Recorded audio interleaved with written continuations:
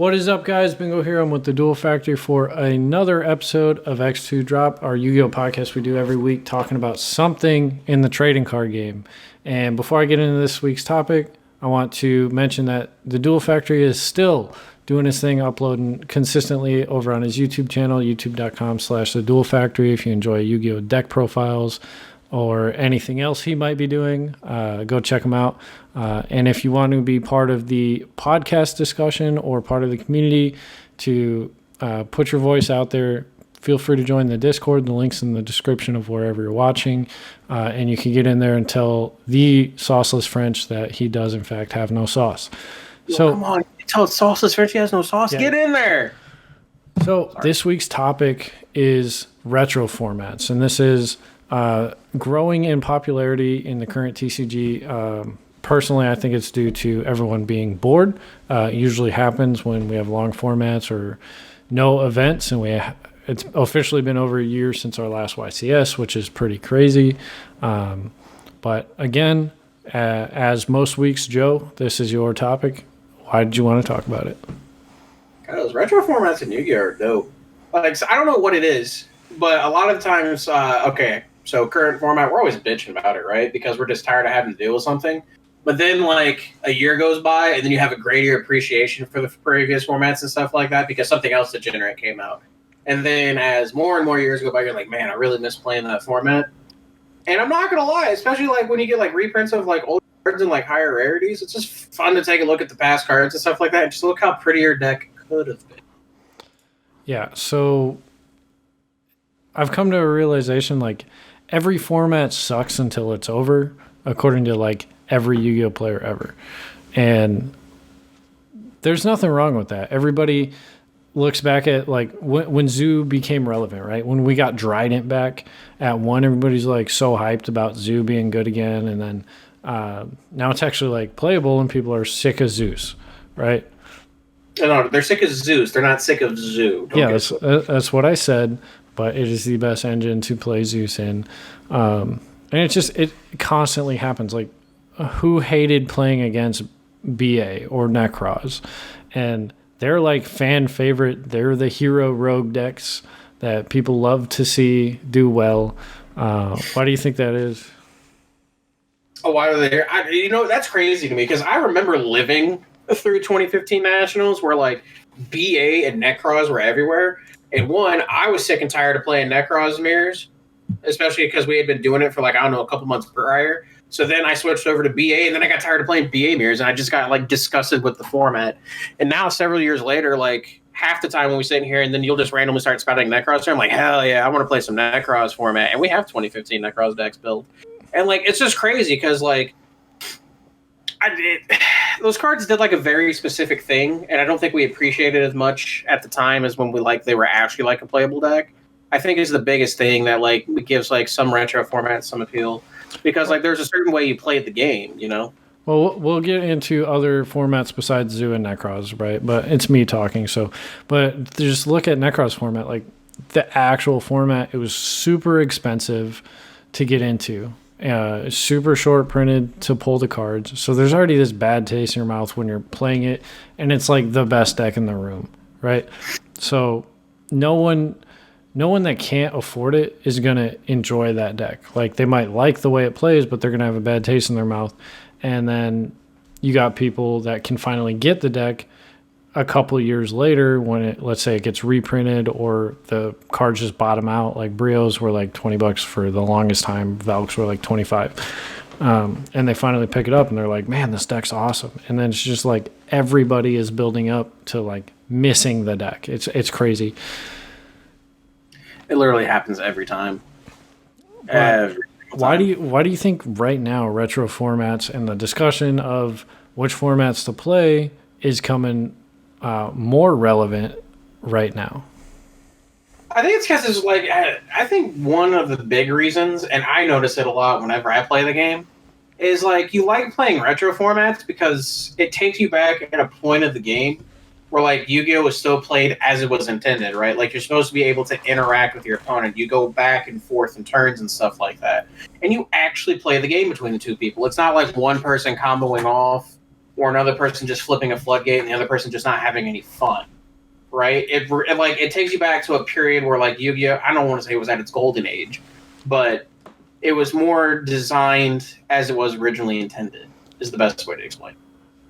Yeah, and everybody has their different golden age, right? For you, it's 2014 Yu-Gi-Oh. For me, I honestly don't know when that is. Like, I have a crazy nostalgic feel towards like 2004, like Chaos Emperor Dragon, Yatagarasu, like pre-ban list era.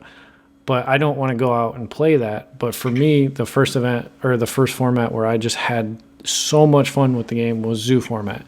And that's obviously significantly later than 2014 format. It was in 2017. The game's evolved a lot. It's gotten a lot faster and totally different format. But for me, that's what I look back on. I'm like, man, that's the best fucking Yu-Gi-Oh! Ever. And it's just cool to see what format is each person's favorite, because depending on how long they've been playing, what their favorite decks are, it very easily could be something like I had somebody tell me it was like Boujins when it was like they were in their prime. I'm like, that just sounds awful, but good for you, man. I remember that deck. What is it? We had just got not Yamato. We just got what was his name? Mikazuchi, and it topped a YCS or something like that. I think it was like YCS Chicago before the hands and stuff came out. That's actually hilarious. But no, I'm not gonna lie, I did like me some Zoo format. So, I think I got spoiled on one card starters, but that shit was dope. Yeah, we'll come back to Zoo format because I like doing that. But somebody brought up an interesting point. He said Rush Duels has something to do with it in his opinion, which I actually haven't been following Rush Duels at all. I know all the rules, but I honestly don't know the card pool or like why that would impact that. Do you know anything about that, Joe? I literally know zero about Rush Duels. Yeah. I am the worst person to ask about this. I'm caught with my pants down. I apologize. So if you're still here, I'm not even going to try to say your name. I think it's Firet. Let me elaborate a little bit more, and we'll get back to that. But yeah, I like Zoo format so much because the one card starters, the combo every turn, but it's not like break my board combo. It's break it, rebuild, resource management. Small interactions make big impact 2 turns from now. Like, that's why I liked it, right? Oh, Zoo format, for me personally, why I liked it, especially one, because I had all the Zoo cards to play at the time, so I got to play the entire format, not just part of it. But what I really, really liked about it was because you had one card engines, deck building was at like an incredible level of creativity because you could like pack so many different cards and like you could play all these hand traps, you could play all these tech cards and stuff like that, and you had to really like make your 1-for-1 like trades with your opponent like really count. Like obviously you had blowout cards like a dimensional barrier and stuff like that, but at some point those became irrelevant because then you started having cards like the True Draco cards and stuff like that let you play through those types of cards very, very well. So then it really came down to who honestly managed their resources better. Is what it ultimately came down to, and that's when we started seeing like the players who were like really, really good at the game, and then it started to like really shine. Like you saw a bunch of like older players start playing it again too, because it reminded them of like formats where like you had to like manage your resources. That's why I like formats so much. I mean, there was no I win button. Now sometimes you did win just because of a D-barrier flip, like it happens, but if your opponent D-barriers you set a D-barrier, you shut their turn off. Or they max see you set a D-barrier, you shut their turn off, and it's like, it's not always like game over. There was no like instant win button. Sometimes there was a trap spell masterpiece on the other side of the field, and you were playing pure zoo, and you just drew suboptimal, and it's like, okay, well I lose now. But that didn't happen very often. I'm not sitting down and going second, didn't draw a hand trap, and I feel like I can't play. That's why I look back at the Zoo format so positively. You are 2014 Nationals, right? 2014 Nationals is by far my favorite Yu-Gi-Oh! Format, by far. So explain a little bit. Like I know there's a lot of playable decks, but like what makes that the best that right format there, for you? 2014 National format, if I had to think of actual playable decks in that format, it's literally over 10. But 2014 National, okay, so my favorite absolute favorite part. Because we had just got done with a year of like just a Dragon Ruler format, which I love. Dragon Ruler is by far my favorite Tier 0 format, but we're not going to get into that. But you had gone from this very like super oppressive format where there was only like one, maybe two playable decks if you had the judgments for spell books, so on and so forth, and there's Ravine, really yada yada yada. You went from that to a completely open field, and it wasn't like, oh, I just like +7. No, like you were generally playing decks that had to like grind out like true +1s, 1-for-1 trades. You had to play around back row, which is something we hadn't had to do in Yu-Gi-Oh! In a very long time at that point. Like, it brought back every single aspect of the game that everyone loves. And every deck had its niche. Now, obviously, there was... what I find hilarious, like, when people play as retro formats, we all agree to take a time out from Infernity, because that was, like, the first, like, true fishbowl deck, and we all hated Infernity. Let's be real. But, like... every single game you had to actually play and think. Like, I can't tell you how many times like I'll play against like Doug in like 2014 Nationals format. We're just playing hack, and I have to think about to myself, all right, I have these 6 cards in hand. How do I play against a live bottomless, live trap trick trapple nightmare? And then you have like the wild card trap cards that like people were teching in, like needle ceilings, like a huge blowout card, and that because like it's just broken in gear geek, but you play in other decks. So like it's the fact that we had like at that point what I think was like a very large card pool to have to play around. You only had 15 cards in your side deck, so you had to be able to cover what you thought was generally going to be seen in the field, and you still had like big like impactful decks like Lightsworn Ruler was a really cool one because you're just summoning big monsters and like your extra deck was just being thrown into like your opponent's interactions, and you just drop bomb cards like JD, right? Like, there was a little bit of everything in that format, and that's why I enjoy it so much. Yeah, and, like, I've tried to jump back into that format, and it's a lot to learn. Like, there's so much going on between all of the different decks available. Like, if you didn't play that format, it might not be the most friendly format to jump back to and learn because there is a lot to learn, right? It was never actually, like... what is it? The format to me is like it was never solved. That's why I like playing it so much. Yeah. So Fire jumped back to us and he said he thinks Rush Duels is impacting it because you're playing all these old cards, you know, Blue Eyes, Dark Magician, Red Eyes, and it like we were saying, it's a lot more back and forth. You get to draw 5 cards every time you normal summon, or something like, you know, Rush Duel mechanics, and there's a lot of back and forth, right? So people are just missing that. So that's a good point. It could be impacting it. The retro format that everybody knows, we're going to talk about it briefly because I feel like we're obligated to, is Go format, right? Goats. I hate fucking Go format. See, I don't mind playing it. I actually really enjoy playing it when we're just chilling, right? Like I'm in the card shop, it's like midnight, and we're just kind of hanging out and shooting the shit, and somebody's got 2 goat decks, and we're like, I'm not sitting there tactically playing goats. I'm not putting money down on the table. Like, I don't see the appeal to that. See, my problem is I play goat format, I have to play for money. It's the only way to play, let's be real. Yeah, I guess, but I don't know. I enjoy it. Goats is a really good way to learn interactions. It's becoming less and less like play goat to learn the mechanics because obviously we have so many more mechanics that aren't in that format, but you do learn good quality interactions and resource management by playing that. So Go format's a really good format for returning players or new players to the game because, like I said, it teaches you all like the basic things in Yu-Gi-Oh that you need to know. My problem with GOAT format and why I don't like it so much is I think it's like compared to what we're used to, GOAT format's so boring.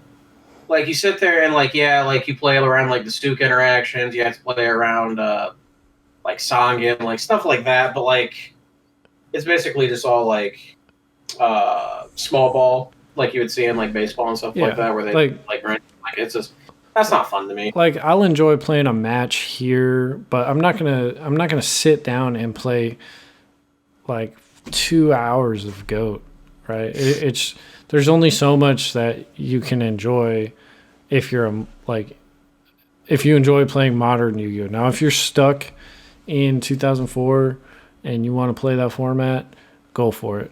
But like that's not fun for me anymore if I'm doing it too much.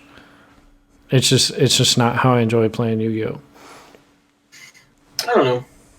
I will give Goat format credit for one thing. It does fit into my max rarity, need. Yeah, and Goat is really good for collectors. Like, if you want a project, like find a Goat deck you really like, and then max rarity it, right? If they have a Korean prismatic that is, those random obscure rarities, like get your Alti BLS, like shit like that. Like it's a fun project, but this goes to show like how everybody has different tastes on what their favorite format is, because how many people have you met where they're just like, yeah, fucking Goat format. And you're just like, all right, dude, I just want to play like a modern game or an advanced format, whatever they actually call it. So coronavirus. You don't have coronavirus anymore. Yeah, you're right. So what are some other formats that you could see popping up as fan favorites? I've been seeing a lot of people talk about 2011 format, or better known as Tengu Plant format. Yeah, that one was. There was a couple of guys at this locals I'm at that loved Tengu Plant format. Why do you think that one's popping up? Mainly because our Lord and Savior Billy Brake was like the king of fucking 2011, because he won back-to-back YCSs with Tengu Plants, and like that deck. That was like when XYZs were just like getting introduced, but like you still had like big like synchro and stuff like that, and like the deck's ideas. It was the last time when we were playing Yu-Gi-Oh! That was honestly like before archetypes started dominating the game. It's like one of the best ways to describe it. Because like you had decks like Tengu playing, where it's just like Reborn Tengu and like a bunch of good cards that you threw into a deck, and they were all good together. And that was the last time before that, because like after that, then you start seeing like archetypes like start driving the game. Yeah, because you had like wind-ups, or you had Inzector, or like things like that. Like they're all inside their own archetype. And after that, it was all a wrap at that point.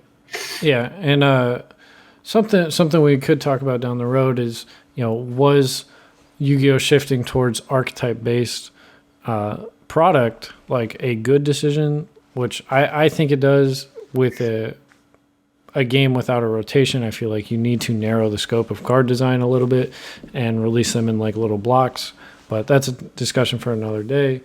But 2011 format, I've played a couple of games. It was pretty hard for me to grasp what I was trying to do, because I only played two games of it, and I've never seen the decks before. But it didn't seem overly complicated. It seemed hard to like perfect, because it was a mirror match, and I was just like, what am I doing? But 2011 format's kind of weird too, because like it was like one of the last years that like we still had priority in Yu-Gi-Oh, which was like a big deal. Priority's crazy. Yeah, you still had priority. You got to draw for your first turn. Well, there was some crazy, like you saw cards like Trap Does Shoot and stuff like that's illegal in that format, which was crazy. But and then you had like cards like Tour Guide and stuff like that introduced, and that's where you start seeing more modern day Yu-Gi-Oh.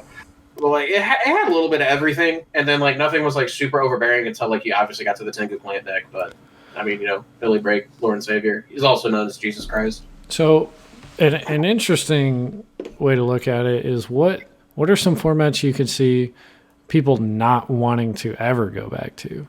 I got two in mind. I want to hear what you think of. Edison format was fucking awful. I'm not even familiar with what it is. Don't worry about it. Just know losing your hand's not fun. It was not fun for anyone. Is that not wind up loop format? Well, no. Wind up format's more like 2012 with like Dino Rabbit and stuff like that. But Edison format, you had like you lost your hand. There was Dark Strike Fighter, FTK. Like okay. I do know what you're talking about now. Yeah, that sounds awful. You saw that Rescue Cat and Airbellum was like ripping cards. Like it wasn't. Yeah, so the one I'm thinking of is Goki format. I don't think people are just going to enjoy playing Goki mirrors. That just sounds absolutely terrible.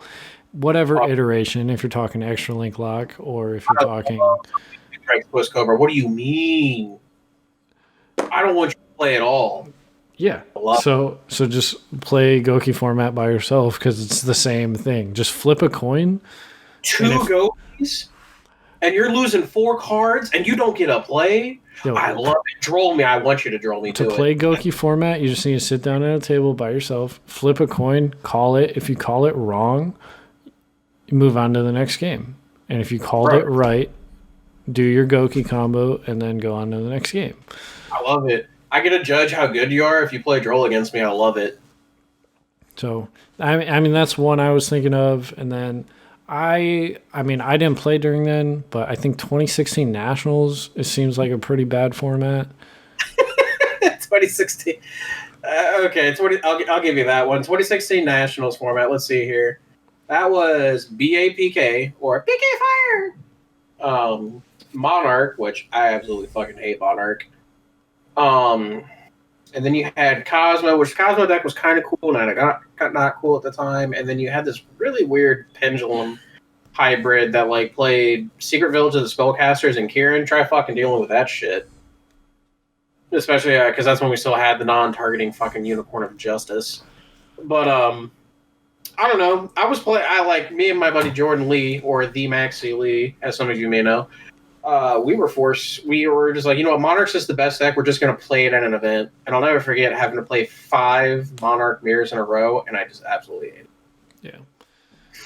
So, I mean, that's one format, and I've seen people talk about this next one, which blows my mind because I want absolutely nothing to do with this format ever again, and this is coming from a Zodiac fanboy, and that's Fusion Sub-Zoo format.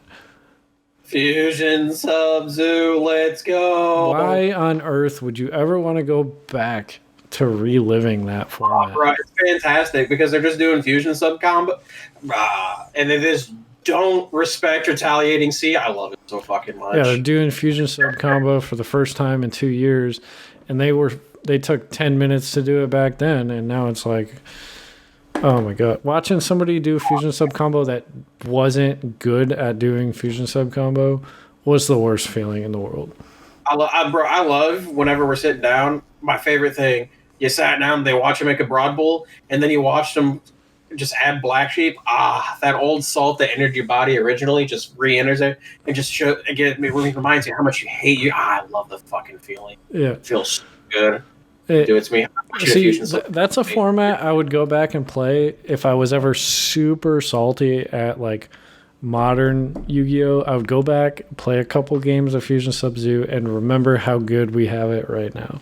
I think my favorite part of Fusion Sub-Zoo is you could find the Yu-Gi-Oh players that committed domestic violence at home.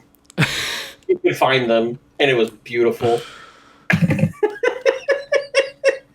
All right, so I gave a couple of examples of formats I wouldn't want to go back and play. What are some you got? Let's see here. So I don't want to play Edison format ever again.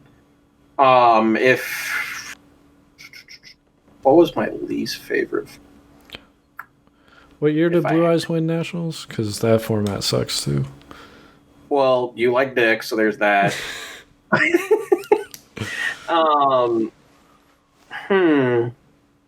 A format that I honestly did not like.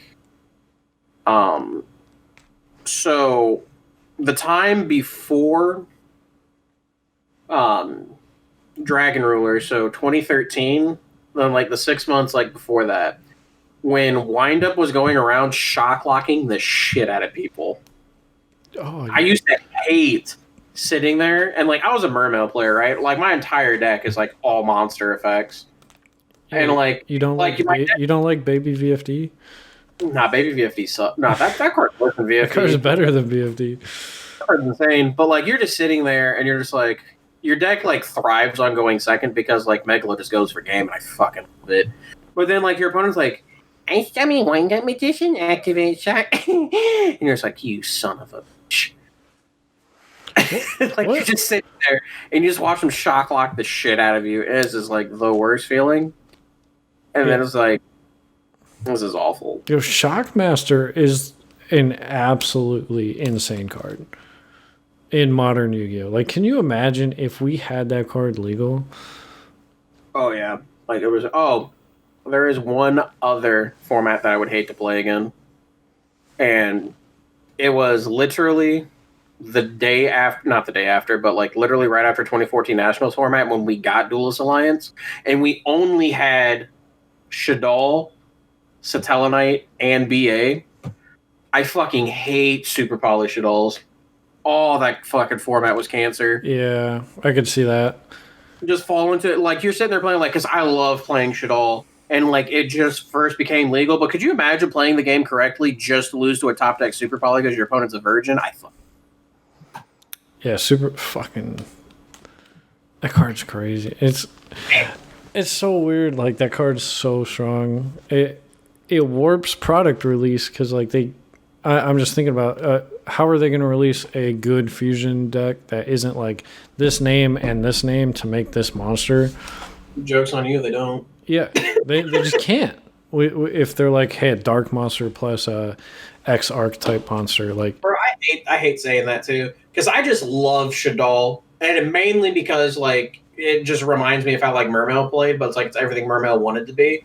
But, like, fuck, that is so goddamn hard to play. Because one, like, here's like what I remember about it, right? You're already like struggling enough to play around cards like Shadal Fusion, but then you have to find a way to play around Super Poly as well. So like you're scared. Like I remember sitting there just playing mirror matches, and you're just scared to fuse. Like if you're not fusing, you're losing, and you're like, but I don't want to lose to this card. This is awesome. Yeah.